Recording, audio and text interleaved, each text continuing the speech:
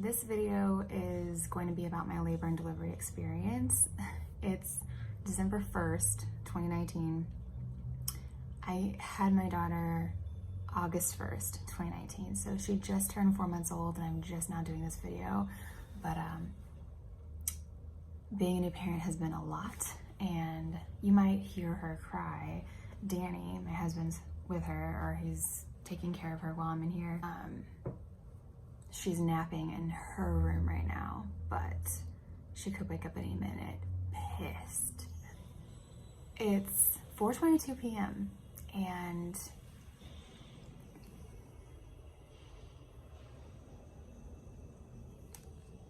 it's quite dark outside.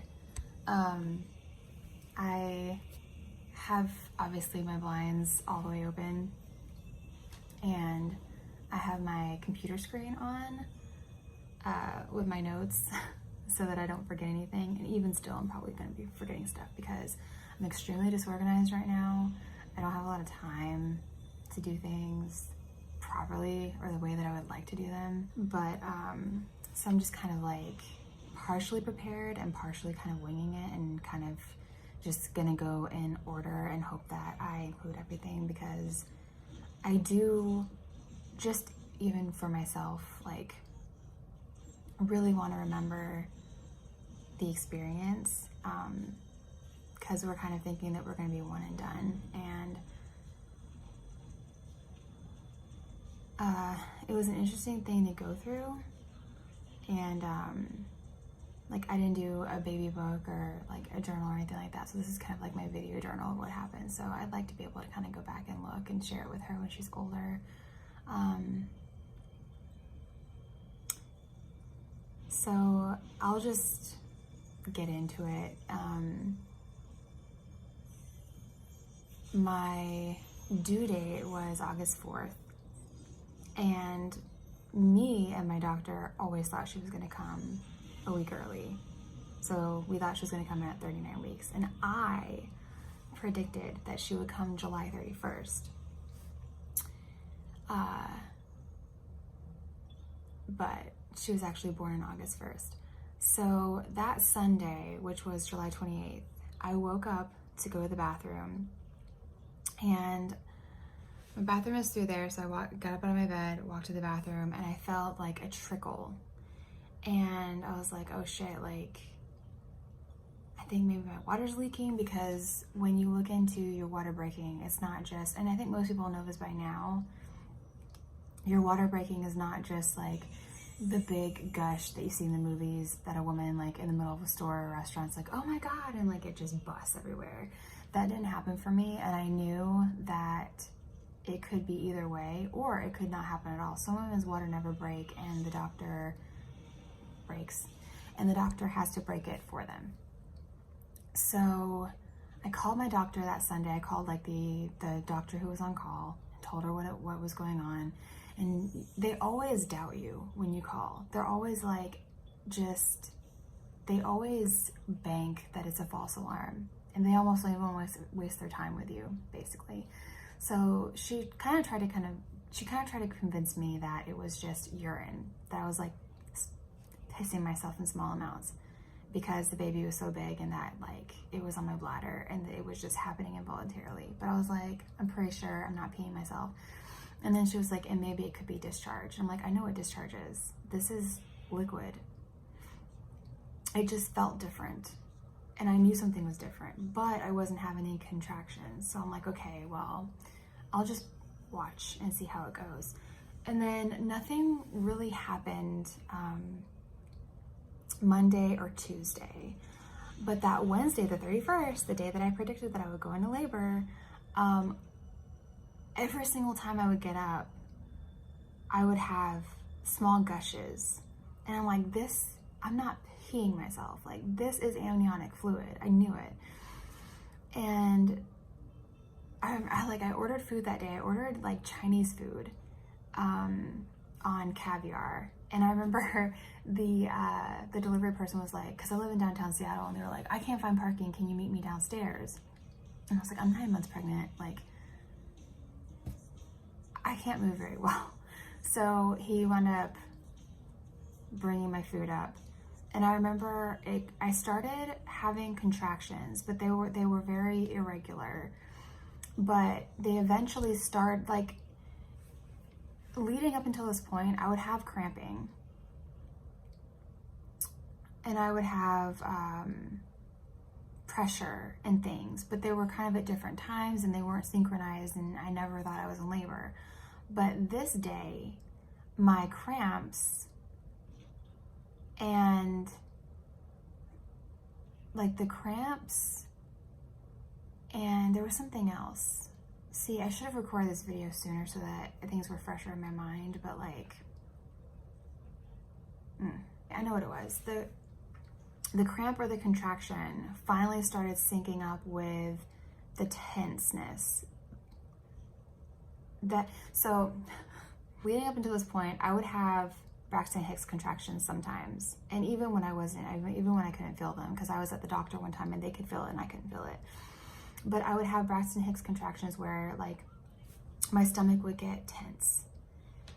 But on this day, the contraction or the cramp, which one it was contractions, but the cramp or contraction synchronized with the tense, how my belly would tense up. So they would happen at the same time. And I was like, I know that I'm going into labor. So I called my doctor that day because the next day I had an appointment to have a membrane sweep done. And a membrane sweep is kind of like a cervix check, but it's like basically, I guess, just more forceful because it's supposed to try to get you to go into labor naturally. So I called the on-call doctor. I think I talked to a nurse because it was during their hours, the regular hours. Talked to a nurse, the nurse talked to the doctor. And she said the same thing the doctor said on that Sunday. She said, you know, it's probably urine, it's probably discharge. You can come in, the on-call doctor is here right now, but we don't know when she might have to go to the baby hospital and deliver a baby. I wish in hindsight that I had gone in that day because I would have had her that day. And I'll explain why.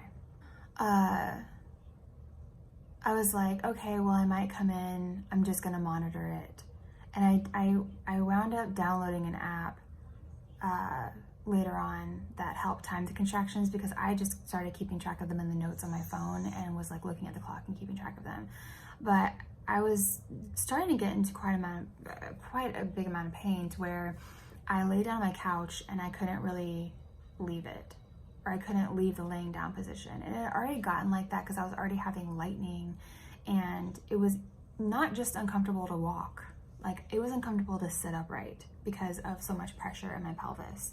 And the baby's head was on nerves that was causing me to feel like I was being electrocuted in my crotch. I had to lay down. Even leading up to that, like the days and weeks leading up to that, it was just very, very uncomfortable. But this day, it was different. And I remember I was on this kick of watching Prophecy like over and over, and I want to do a video of like songs and movies that I was listening to at the time, and maybe even like immediately after when we brought her home, because a lot of my memories, you know, you have scent memory, but a lot of my memories are tied to music and movies or TV shows.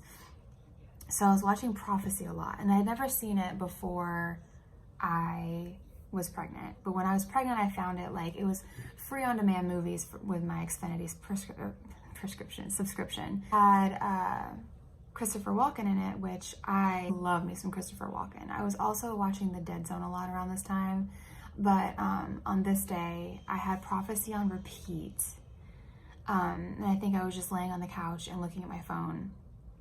And I think I was just researching a lot of early pregnancy or early labor signs and like what to expect and things like that. So I'm always in research mode since I've been pregnant since I had this baby. Well, I had fallen asleep actually because I hadn't been awake for the day that I needed a nap again. So I'd fallen asleep and my back was towards the TV, and I had started the movie and I'd fallen asleep like at the beginning of the movie, and I woke up when the movie ended. And I remember the end credits rolling and hearing this song, and I was like, what is this song? And it was Skid Row Breakdown. And I will just always remember that song now because looking back, I was in labor, and so my daughter was coming, and I really liked this song. So now, like, in my mind, this is like, in my mind, it's Vivi's song. It's a really pretty song, actually. And so that's one of the songs that will always remind me of her and remind me of being pregnant. Actually, it reminds me of being in labor, early labor. It was early labor. So I was right that I would go into labor. Well, yeah, I think that I predicted that I would go into labor the 31st and just also predicted that I would have the baby on the 31st. But I did predict that I would go into labor on the 31st, and I was right. Actually, I don't even know. Could I say that I went into labor on the 28th? Because in hindsight, I know my water was slowly leaking since Sunday, the 28th. I don't think I could say that I went into labor that day. I guess I could, because I wasn't having contractions or anything, but my water started breaking on that Sunday. And then that Wednesday, it was just like, just steadily, boom, boom, boom, boom, boom. Every time I would sit up and like walk to the bathroom, I would have a small gush, a small gush, a small gush. So I was right.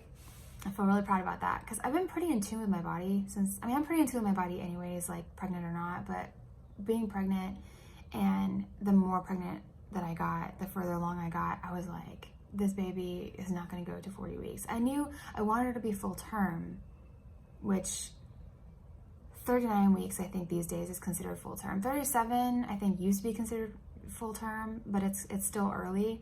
But I just knew that she was going to come at 39 weeks, and I knew it was going to be July 31st. That's just crazy how we just know. Like, how you know your body, you know your pregnancy, you already know your baby, and you're like, this is going to happen. So I texted Danny, and I was like, look, we're going to have this baby today or tomorrow, because I'm pretty sure I'm in early labor. So I eventually stopped keeping track of the contractions on my own and downloaded an app to help me. So basically, I don't even remember what it was called. I could try to find it. I probably deleted it from my phone already. No, I think it was already in one of those apps that I had, the pregnancy apps. So in the pregnancy apps that you can download, so they have different features. And so one of them, I don't remember which one it was, had a contraction counter or contraction clock, basically. Stopwatch kind of thing. Every time I would feel a contraction coming, I would press the button, and it would keep track of the duration and the time between contractions. So that night, I couldn't sleep. I was terrified. I already knew that I was in early labor. I already knew I was having contractions, and my fear was I would fall asleep, and then I couldn't have an epidural. Like, it would be too late. I wouldn't get to the hospital in time. Something. So I didn't sleep all night. I was mostly out in the living room on the couch timing them, like watching Home Alone and Ghostbusters 2, and probably Prophecy again. And then I eventually went to bed, and they were getting more and more intense, and every time I would have one, like, I would groan or like slightly cry out in pain. Danny probably didn't sleep very good that night either. So by the time it was like sometime between 6 and 8 o'clock that morning, I had an afternoon appointment to have my membrane sweep, but I just knew that I couldn't wait until then. I knew I was in labor. I called. It had to have been before 8 because it was the after hours number. I talked directly to the on-call doctor, and I was telling her, hey, I called on Sunday, I called yesterday, right now, this is what's happening. And my contractions were still kind of irregular. Some of them were 8 minutes apart, some of them were 5 minutes apart, some of them were longer. So it was kind of all over the place, but I was scared. I had never given birth before, and I just wanted to be at a hospital where when it was go time, there would be no problem and things would just happen smoothly. I wouldn't be at some inopportune time or place. And I just wanted to be in a hospital. I didn't want to be home. I didn't want to be anywhere else. I wanted to feel safe, and I was scared. So she was like, it's probably too early, and if you come in and you're less than 4 centimeters, I think she said, something like that. If you're less, I think she said if you're less than 4 centimeters, they're gonna send you home. So I was like, whatever, that's fine. You can send me home, but I need someone to look at me because I know something's happening. So Danny and I got up, and I brought I didn't even bring my hospital bag with me because I'm like, whatever, he's gonna have to come home and take care of the cats anyway, so he can just pick it up then.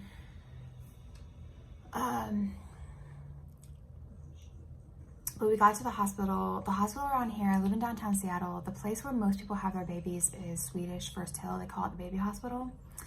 So that's where I went, and I went to the OBGYN triage. So they put me in, it kind of looks like an emergency room that they have there, but it's the OBGYN triage. So they put you, it's one big room with hospital beds separated out by curtains. So basically, and backing up, so after you have a baby, you have postpartum underwear, and there's all different kinds. The situation that they give you in the hospital is kind of like a twofer. They give you mesh underwear and then a pad to put in it, but the pads are like always sliding and stuff, is very uncomfortable.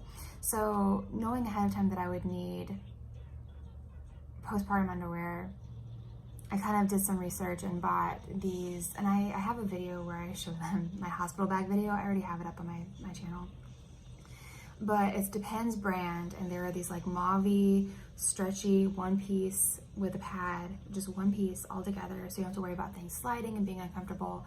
I had already busted into those because I was having, my amniotic fluid was leaking, because I knew it was, something was leaking, so I had to contain that shit. So they did like a test strip on my postpartum underwear where I was leaking, and they're like, yes, this is amniotic fluid, we have to admit you, which I was like, I fucking told you people. I knew I was in labor. I knew this was amniotic fluid. I knew that my water broke. No one would fucking listen to me, and I should have gone in sooner, because I was reading about if you wait too long to go in after your water breaks, something about the umbilical cord, prolapse cord, I could be wrong, but the cord gets under the baby and it can get tangled up into it, and it could be bad. So another thing is what was it? Shit. I talked about it in another video, and I can't remember what it's called now because it's been 4 months. But there's some kind of bacteria that you get tested for at around 37, 38 weeks. And if you're positive for it, you have to be on antibiotics the whole time that you're in labor. Shit, hang on. Let me Google it. Called Group B streptococcus, or Group B strep. It's a bacterial infection found in pregnant women's vagina. It's not an STD. It's something that healthy people can have. It's just a bacteria that lives in your intestines or your like private areas. I think men can have it too. It doesn't mean there's anything wrong with you. It just is what it is. And you can test positive for it at times or negative for it at times. That's why they test for it at a certain point when you're later on in your pregnancy. So another concern was that I tested positive for that, and my amniotic fluid was leaking. My water broke. So the bag that she was in, there was no barrier now. And if they get that bacteria, a lot of bad things can happen. I think it can cause a lot of things with like respiratory issues and maybe even meningitis. I don't remember. I talked about it in my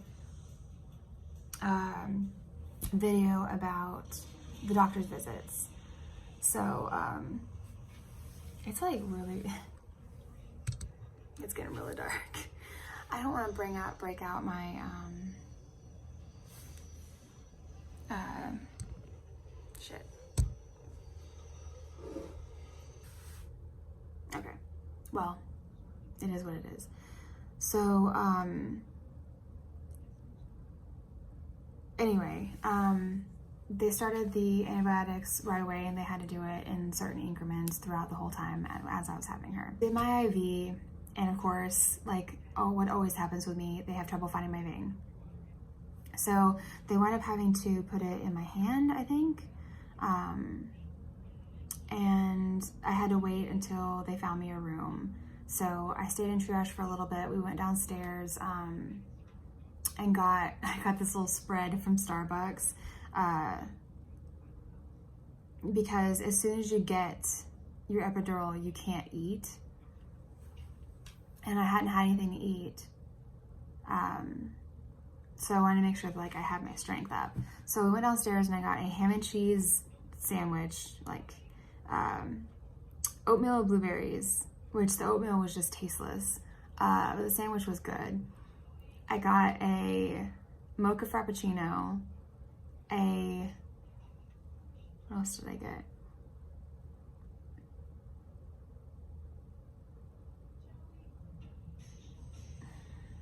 A lemon loaf. Is that it? Yeah, I think that was it. So they finally found me a room. I eat my stuff, and then a nurse is checking on you periodically. I didn't know when to get the epidural. I didn't want to get it too early because I was worried about wearing off, but they told me that it wouldn't wear off. So that it didn't matter when I got it.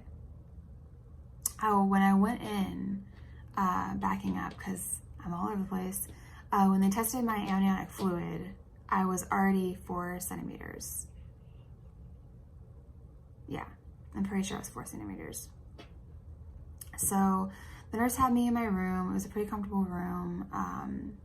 Didn't have cable, which was like, when you find out how much you have to pay to have a baby, and you're like, this fucking hospital doesn't even have cable. After I get done eating,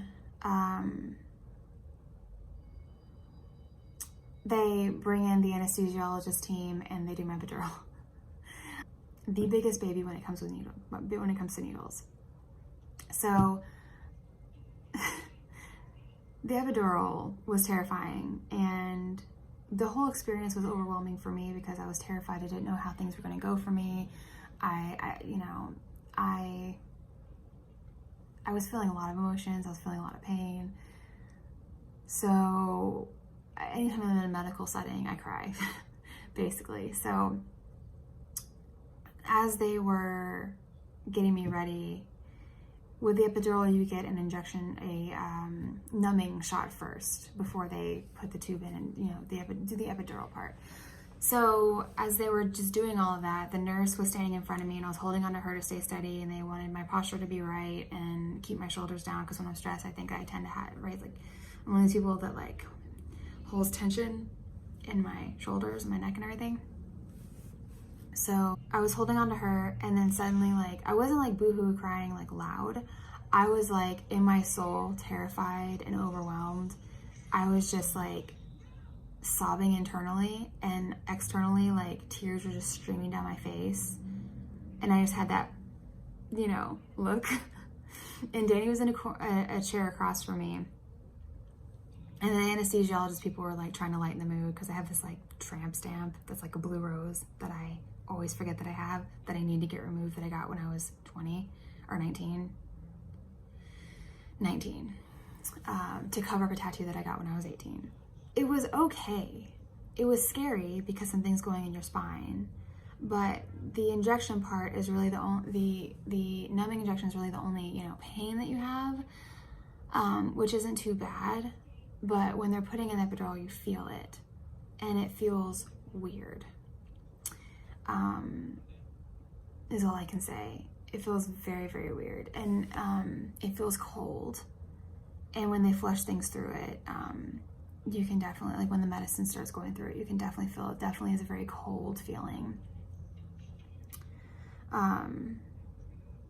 So, and I also should mention that they put me on Pitocin because my water had technically started breaking since that Sunday, and this was Thursday, the 1st of August. So they put me on Pitocin to speed up my contractions because of just the concern of, anything getting into the baby that shouldn't. When your water is broken for too long, it's not good. So they want you to have the baby as soon as possible to mitigate any complications. So the problem though is that the epidural only worked in parts of my body.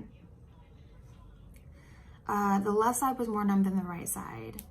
As far as I can tell, the exit, if you get what I mean, was numb. But my stomach, where I was having the contractions, was not numb. And I was on Pitocin, and they were coming stronger and faster to the point where I had no break. And they kept coming in and giving me more medicine through my epidural, through the IV and stuff. And I had the little button where you can like give more, but they came in to give me more. And at some point I was like, guys, I know I don't need to tell you, so please don't take offense, but I don't want to OD on these drugs. I don't want to die for this. And they're like, no, that's the concern. You're still within the safe ranges, but like, it's not helping. So they almost had to redo the epidural, and I was like, redo it, whatever. Because they tried to have me push, because I was ready. Like I became 10 centimeters. Like the Pitocin did its job. I mean, I got 10 centimeters and like I was ready to go, but I was in so much pain that my body wasn't going to be able to push, because they tried to get me to push before the epidural started working on my contractions. And I could not, like when you're pushing, you've got to put everything into it. Like you've got to push like you've never fucking pushed before. It is intense. And so I couldn't do it because I was having so much pain. I couldn't lean in. I couldn't like bear down.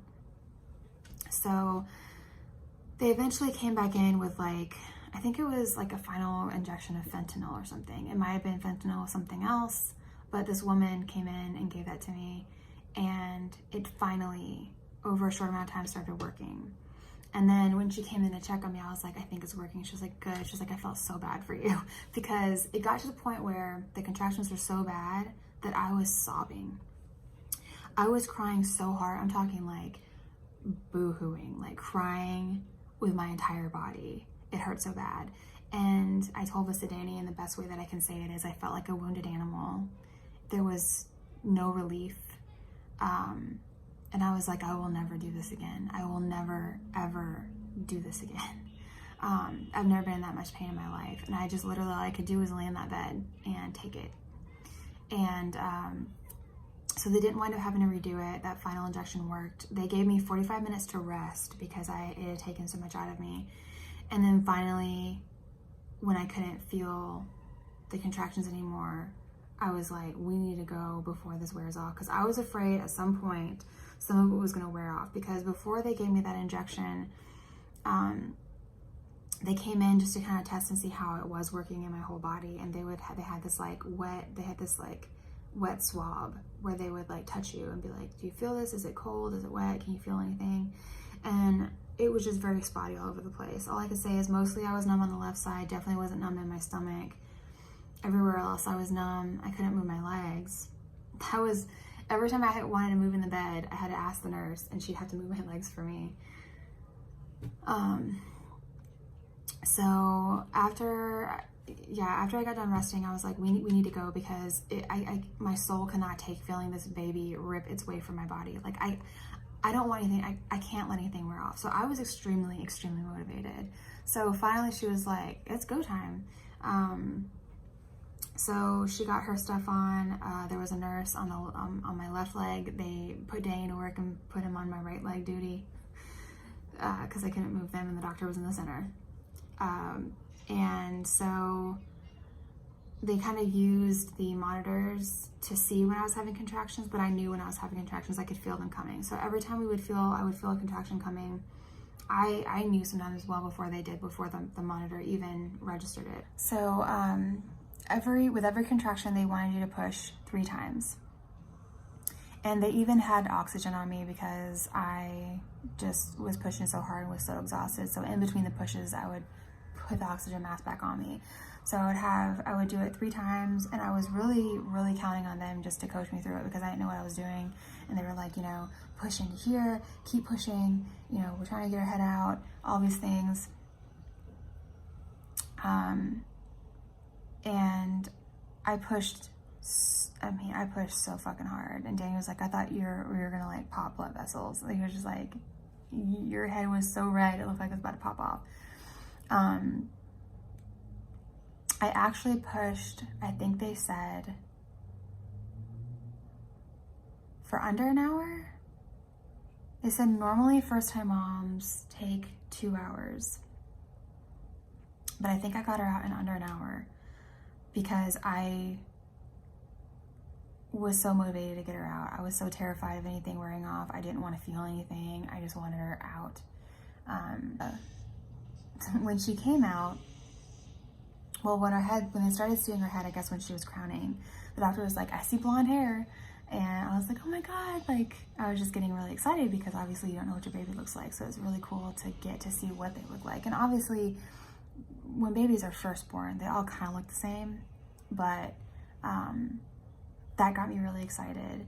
And then the thing that I wasn't anticipating was I thought that when the head got out, you still had more pushing to do to get the rest of the baby out. But really, like, at least for me, when the head came out, the body just went and just came out, just plopped out, basically.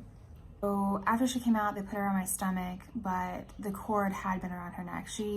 Come to find out, she was never deprived of oxygen, but the cord was around her neck. So they brought in some extra nurses to work on her while the doctor was getting the placenta out. Oh, and that's another thing. God, I really, in the future, I need to be more timely with videos because I forget so many details. So before the head came out, though, I wasn't, like, I think, so you get to 10 centimeters, but I think her head was 13. And so basically they had to do an episiotomy to get her out. So they had to do like I think it's like the equivalent to like a 1st degree tear or something. It was very small episiotomy, but they had to do an episiotomy to get her out. And honest feeling, unless you've ever had an epidural and given birth, you don't know this feeling, I assume. I don't think there's like any other situation where you would feel something like this, where you don't feel the pain, but you feel the pressure. You feel what's going on.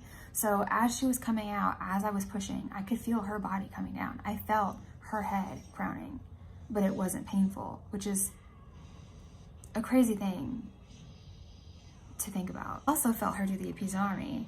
I felt her cutting my skin, and it's crazy to feel that and for it not to be painful. So anyway, so after she got the placenta out, I was like, oh, another thing, Jesus Christ. I really hope people don't hate this, anybody that watches this, because I don't want to forget anything, but also I have to keep backtracking because I keep remembering things. So as Vivi came out, she pooped. And I was like, what does that do? And she's like, nothing. And I was like, did I poop? And she was like, no. And then come to find out later today, he was like, yeah, you did. He saw everything. That's another thing. Like, you know, I feel like I always saw people kind of draped in a blanket, kind of as a barrier, but not me. My shit was all out there. And Danny has seen me in a way that he has never seen me before and will never see me again. But he's like, yeah, you almost turned inside out. And I saw everything, and yes, you pooped. And it's a very, very vulnerable thing to go through, and I don't know how people have rooms full of people. Because with my family, I would have felt bad, but I could not have had them in there. Or if I did, I would have been like, y'all need to, my soul can't take y'all seeing this. So, when the placenta came out, I was like, oh, I want to see. And she wound up having to cut the cord from her neck because as she was coming out, she could see the cord was around her neck. So I don't think that they were able, we decided not to bank the cord blood, but I don't even think that they could use it, because I was like, well, I can donate it, you guys can have it.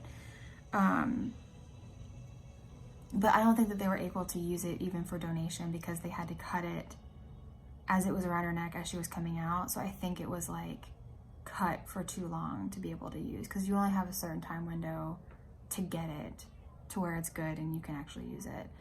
So when the placenta came out, I was like, oh, I want to see what it looks like.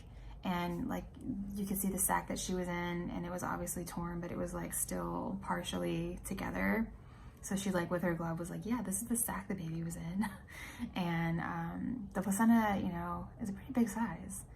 And then the thing that's crazy about it is that what your body just knows what to do. So after you have the baby, the placenta basically detaches from your uterine wall, but it's attached by blood vessels. So that's where a lot of women can have bleeding, like severe bleeding.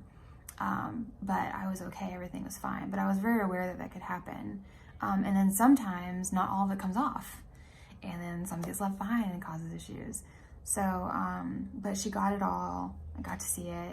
It wasn't usable. I don't eat placenta and I don't capsulate it. So it was medical waste. After she did that, she started stitching me up. And it was like a room full of nurses. And like this dude came in. I think he was a male nurse. And he was like, he was like just in the back. I guess he was kind of there in case they needed extra hands. And then he's just like, oh, good job or some shit. And I'm just like so fucking exhausted. My shit's just all on full display. Everybody can see everything.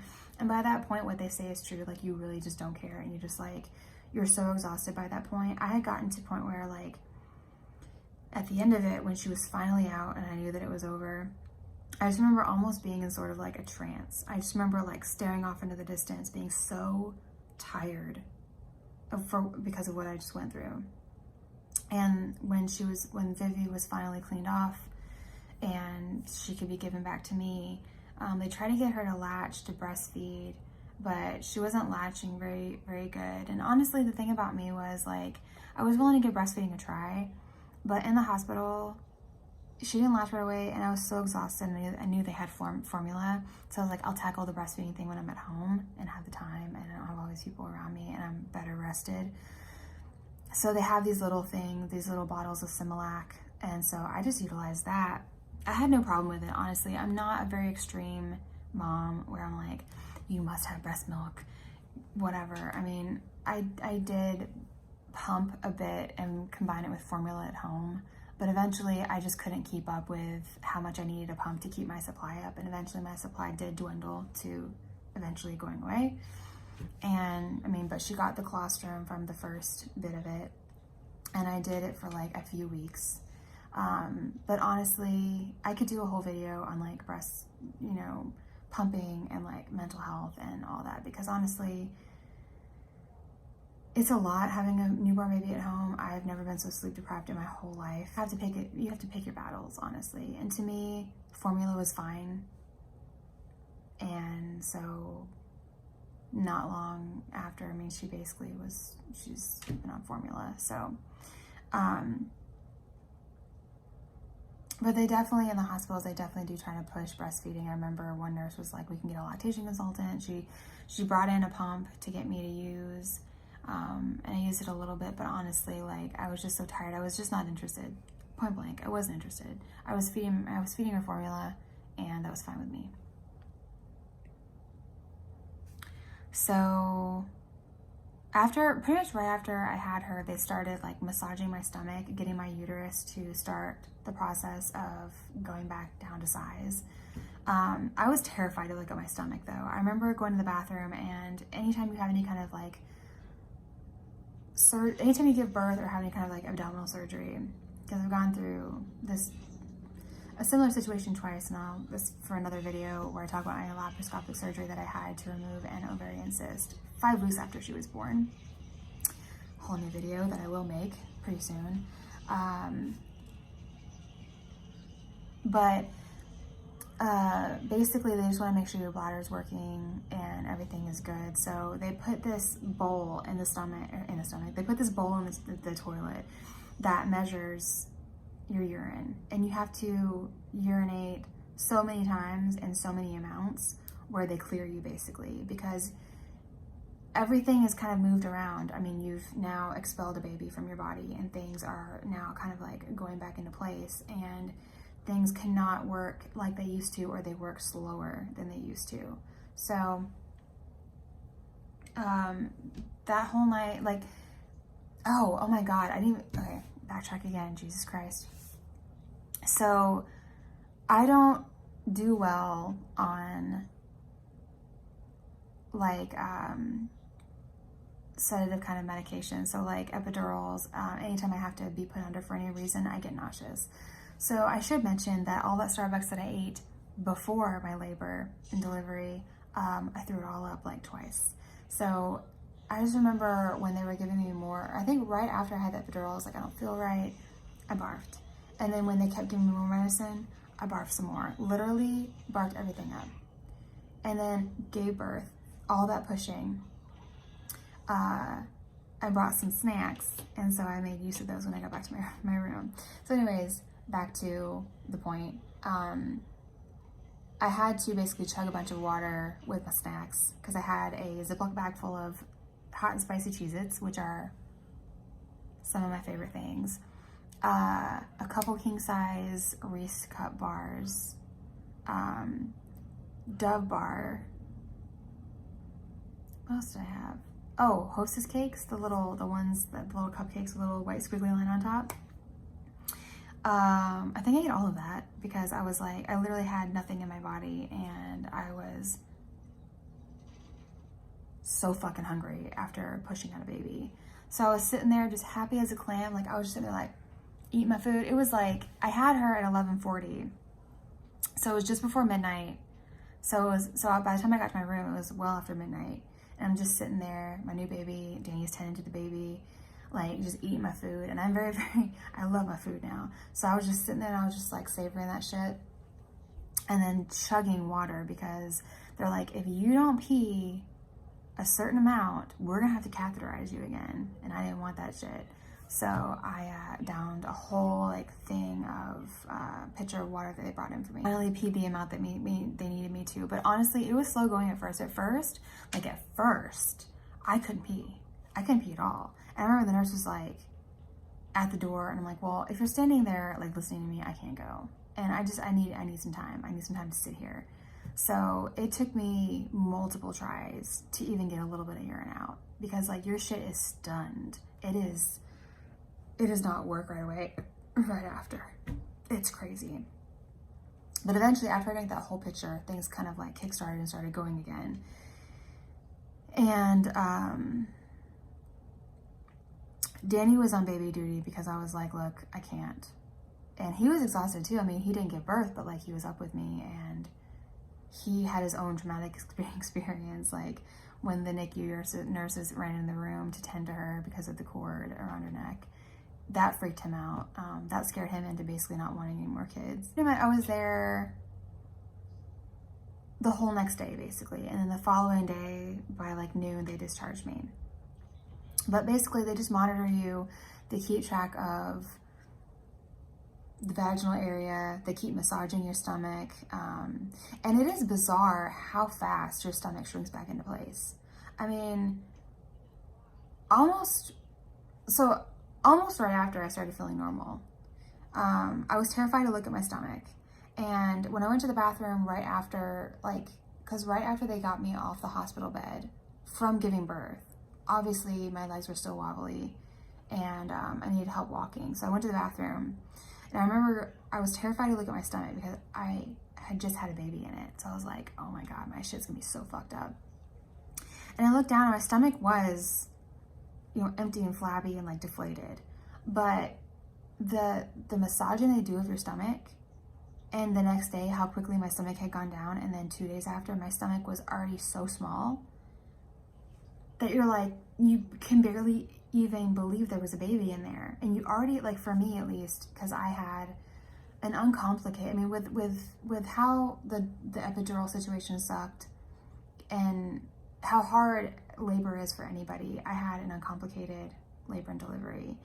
And so I started feeling myself pretty soon after, and I was very, very thankful for that. In terms of physically, mentally, we'll get there. Basically, they monitor you, they check the baby, they make sure that you're all doing good. They come in periodically, nurse swap out shifts. I was on ibuprofen, prescription strength ibuprofen and Tylenol. I think it was like ibuprofen every 8 hours and then Tylenol every 4 hours. So they were kind of just like cycling through those. And they gave me another RhoGAM shot because my baby is O positive and I'm O negative. So I had to get a second RhoGAM shot for any future pregnancies that I may have, which I'm probably not gonna have. Probably definitely not gonna have. And I guess because we're different RH types, she was higher risk for jaundice, which she never got, but they prick their heels and test for jaundice and some other things. They did a couple of tests for that. They do it like right after and then like just before they get sent home. And then they could do her first bath, which is basically like a sponge bath type thing. The nurse does it. So when you're pregnant, you're not supposed to have deli meat at all, I guess for potential listeria. So the first thing that I had after my snacks, but the first like meal I had, I think it's called George's Deli or something like that. It's not far from Swedish. And I remember it's not far from, yeah, it's not far. It was in walking distance, I think. And they have amazing deli sandwiches, like amazing. And I remember them because when I was pregnant, Danny would go with me to my appointments, and he got one time, and I was like, oh my God, I can't wait till I can eat that. And I decided, okay, it's close to the hospital. It would be the best first thing to have that I haven't been able to have the whole 9-10 months of my pregnancy. So I got like a turkey club or something, and Lay's Lay's barbecue chips, and a Pepsi. And that shit was so fucking good. Oh, and I had a Dove chocolate bar as well. On the day that we were getting ready to be discharged, I did the hearing test on her. And the woman, I didn't have a lot of confidence in the woman that came in and did it because she just seemed really nervous, and Vivi was moving around and crying, and I didn't know how to really calm her down. I just had her the day before and had no experience with babies whatsoever. So she actually wound up failing her hearing test in both her ears, and that freaked us out, but there was a pediatrician nurse practitioner in there, and she was like, don't worry, most babies pass it the next time that they do it. A lot of times when they come out, they've got fluids in their ears, but most babies will pass the next time. So it was like a week or two later, we had to go back in and do it, and we were able to keep her quiet.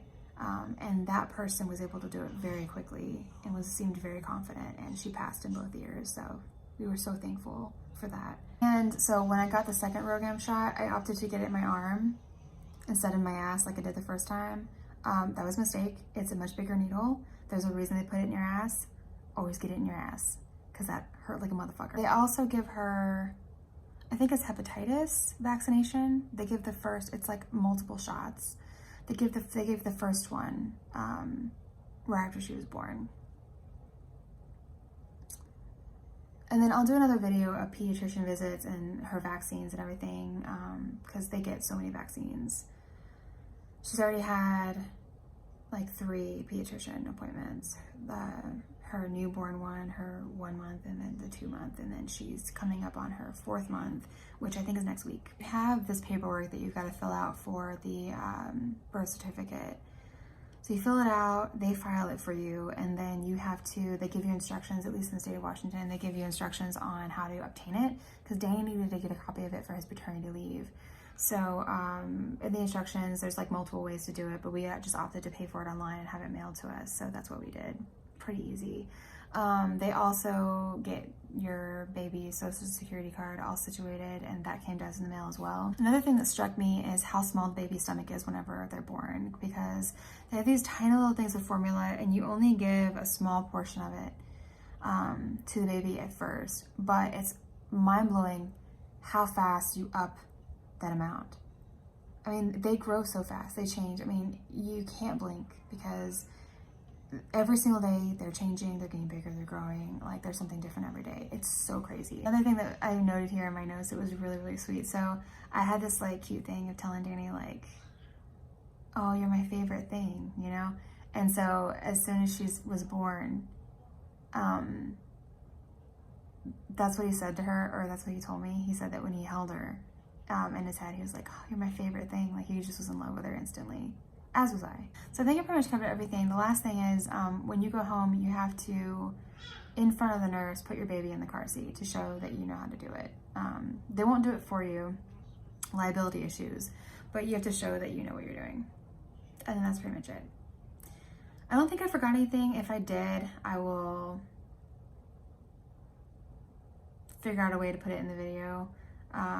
There are a lot of little details, and honestly, there have been a lot. I mean, it's having a baby, I think is the best thing that I ever did. I love that she's in our lives. I feel really complete, and I'm so glad that we did it. But mentally and emotionally, it's been very, very, very, very hard on me. And I will talk about that in another video when I talk about just the recovery and all of that. But motivation and just setting goals and doing things aside from just the upkeep of the apartment and taking care of the baby has been hard to be motivated to do. I've done a couple other videos, but it's been hard to get in the headspace to like work on things separate from being a mom. And this is obviously about being a mom, but I wouldn't have expected, but I definitely would say that I have had issues with postpartum depression and anxiety, which I will talk about, but that took me by surprise, and I've been trying to handle it on my own. I haven't got any medication, I haven't gone to therapy. Not to say that if you're going through it, you shouldn't, because that's there for a reason, and if you're in a dangerous situation where you need it, like, it saves lives. But I had issues with anxiety and depression before I had the baby. Nothing that I've been clinically diagnosed with, but I think we all know what anxiety and depression feels like. And I've always been lucky enough to kind of keep it under control on my own. But I almost, when I went in to have my laparoscopic surgery, because I had been struggling a lot mentally with anxiety, and I was physically feeling it really badly, I almost asked for a prescription at that time, just in case, just to get it, just in case I wanted to feel it, but I didn't. Hopefully I didn't forget anything. I'm going to go through and look at the video and double check and see, because I really, really do want to get everything in the video and talk about everything, because I want to remember everything, because the memory does fade fast. I mean, you think it's so significant and like scarring that you wouldn't forget it, but you do start to forget things, and my baby's already 4 months, so. But if you have been through this or are going to go through this, I would really love to have people watch these videos and to talk about their experiences or ask me questions. So leave a comment, leave a like, subscribe. I really like to get a community of people who are going through the same things that I go through, who have the same interests as I have. I post a lot of different kinds of videos. I have a lot of different video ideas for the future that are so different from the other. I'm gonna try and separate them out by playlist. I really don't want to have different channels. We'll see how that works out, but anyway, yeah. I'd like to have a conversation about baby stuff, since baby stuff and labor and delivery is the topic of this video. So if anybody has any ideas, anything to add, a personal experience to share, comment, let me know. Because as of right now, my channel's a ghost town and nobody watches my videos.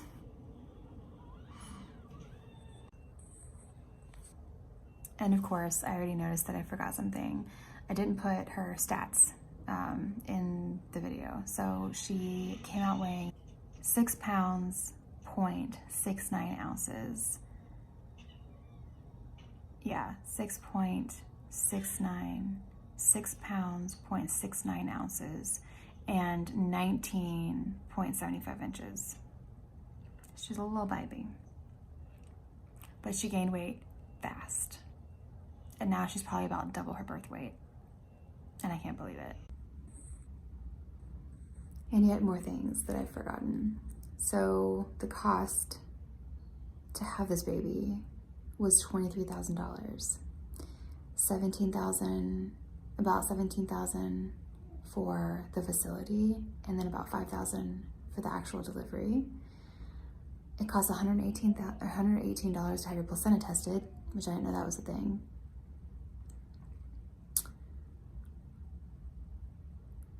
And then one really nice thing about the day was the Blue Angels were in town.